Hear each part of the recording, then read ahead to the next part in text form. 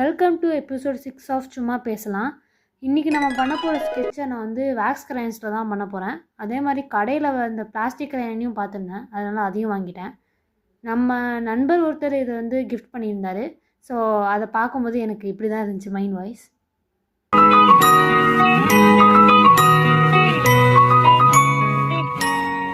அப்புறம் நம்ம வீட்டுக்கு வந்த நண்பருக்கு ஒரு ஹாயை சொல்லிவிட்டு எங்கள் வீட்டில் கொஞ்சம் வெளியே போய் இதெல்லாம் வாங்கிட்டு வா அப்படின்னாங்க. ஆனால் அவங்களுக்கு தெரியாது நான் எப்படியோ பானிபூரி தான் சாப்பிட போகிறேன் அப்படின்னு சொல்லிட்டு இன்னசென்ட் மாதிரி போயிட்டேன்.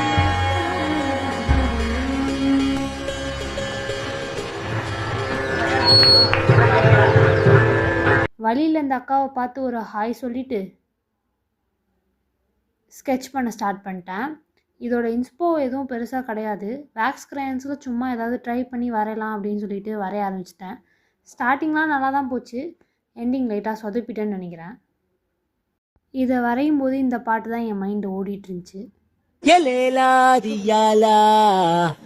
காத்தல் அணுக்கள் உடம்பில் எத்திரி நூற்றான் இலற்றான் உன்னில கண்ணில் மொத்தம் எத்தி.